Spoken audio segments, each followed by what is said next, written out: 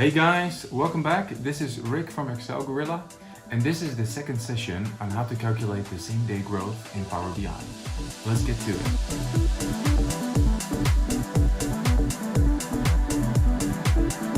Hey, and welcome back to episode 2 of a 3-episode series on how to calculate the same day growth. The first episode introduced you to what the basis is for same day growth and why we do it, but we also stumbled onto some difficulties. So a short recap, if we look at the data, the main concerns we had was that if we look for, we have a table that shows our countries, and for each of those countries we calculate a workday ratio. And with this ratio, we make sure that the last year's numbers are comparable to this year. But the biggest issue was that the subtotals take an average of all those working days instead of multiplying each of the countries by each other. So in this session, we will see if we can solve that.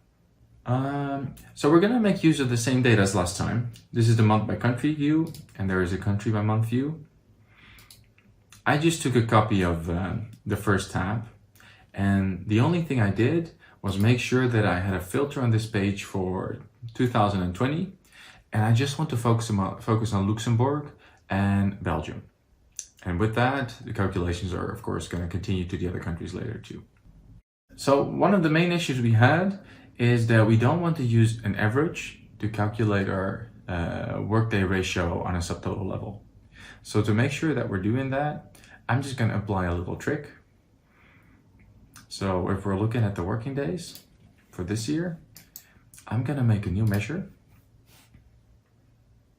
And to ensure that these working days are not going to be applied on a subtotal level for this page, I'm going to call this working days 2. Is calculate the work days.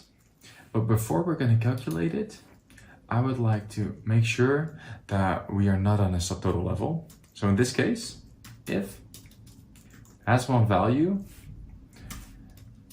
and for the table that we're looking at, I just wanted to calculate this on a monthly level. So if there is a single month selected, I wanted to calculate the amount of working days. But if there's multiple months, like for example on the subtotal level of Belgium, like right here, then I wanted to give a blank. So if has one value, and I'm just going to select the month name here. If that's the case, I wanted to calculate the working days. And if that's not the case, I wanted to return blank.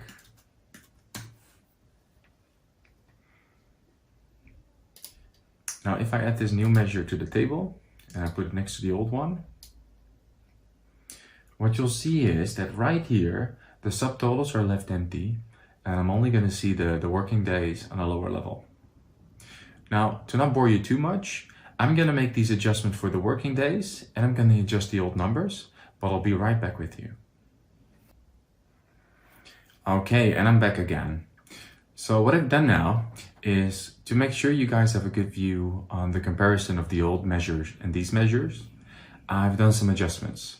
So the working day ratio now checks whether a month is selected, and if a single month is selected, it shows the working days. And that also means that for the second working day ratio that I've made, it will only show up on a lower level. Now, I've also tried to make the adjustments for the total sales prior year adjusted. Each of those now has a 2 behind it. So the total sales prior year adjusted number 2 multiplies the new working day ratio by the last year's sales. And last, we have a total sales growth for the same day. Okay. Now, I just did this to make it very obvious what our calculations are going to be doing. Because the mistake we had in our last example was that instead of multiplying each of the month's working day ratios by each of the month's last year numbers, it was done on an average level. So the total working day numbers for the 3 months, they came up to a ratio and they were multiplied by last year. Now, we don't want to do that. You might think, what formula can we apply to make sure that we can do these calculations on the right basis? And the right formula for this is SUMX. So let's see if we can make an adjustment to the adjustment of the prior year numbers. So when we select that measure, it used to calculate the total sales prior year multiplied by the new working day ratio. So we know for sure that it never does this on a subtotal level. Now, if we want, so right now the calculations are being correct on the month level, just like before. And now let's see if we can work towards this subtotal level.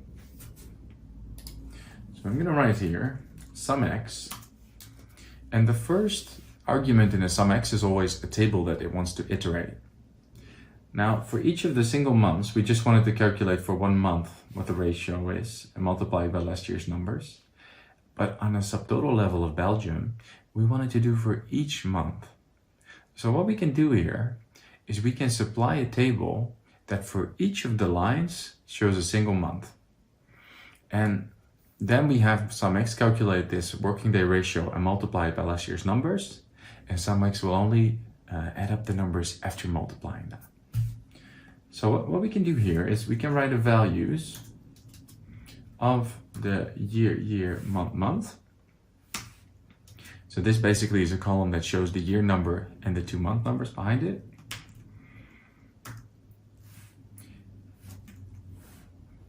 And basically what we do here is we press enter now. Okay. So all of a sudden what's new is that the subtotal here for the total sales prior year adjusted, it all of a sudden appeared. Let's see what happens. On a single line, like January, what SUMX does is it looks for all the combinations it can find for the year and the month, and it will then multiply the workday ratio by last year. Now in this case, we have a filter on 2020, and there is a filter on January. So there will only be a table supplied to SUMX of a single line. On this single line for January, it will be multiplying the workday ratio by last year.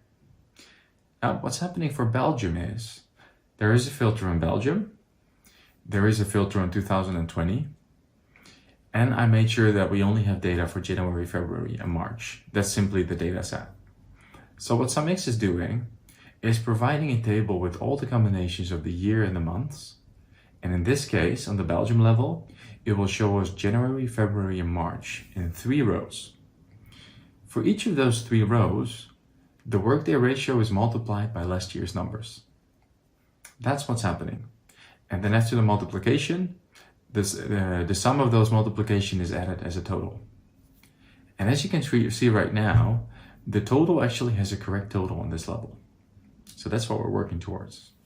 Now, you may think that we've finished our problem here, but I'd like to copy this page and duplicate it. And then let's see what happens if we take a different layout. So instead of having the country by month, I'd like to show the month by country. And for the other table as well, I'd like to show the month by country.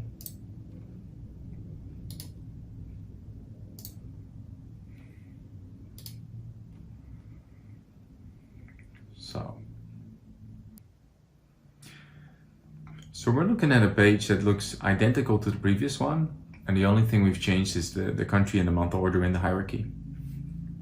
Now, let's have a look at the table below with the new measures that we made.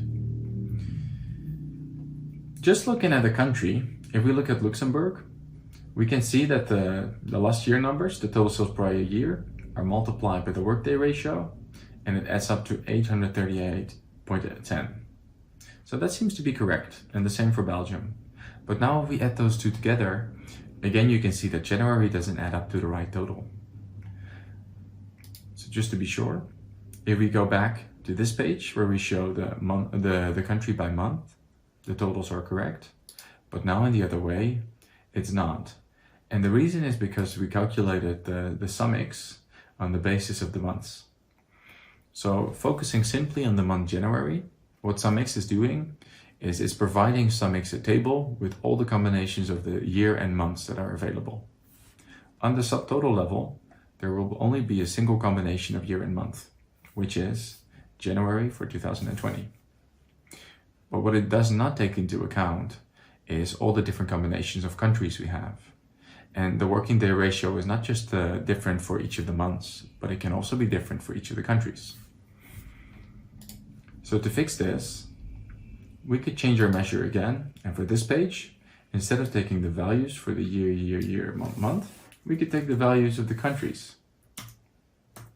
And then if we press enter, then alas, the totals all of a sudden are correct again. But by doing that, you'll find out that the totals on the other page are not correct anymore. So for Belgium, it's going to be looking for each of the countries and multiply it, but it's not finding any results as of this moment.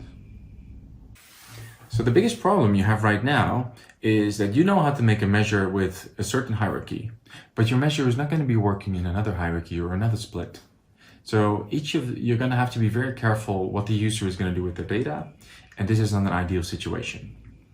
Now, this is a little bit too complex for this session, but I hope to catch you in the next one, where we're going to look at how we can fix that. Okay, so this is it for episode 2 out of 3. Episode 3 will follow very soon. I hope you learned a little bit on how to apply SUMX to calculate your same-day growth. In the next session, we'll see how to make it even more structured so you can use different hierarchies and still have your measure work. If you like this video, please like it below, subscribe to my channel, and I hope to see you in the next video.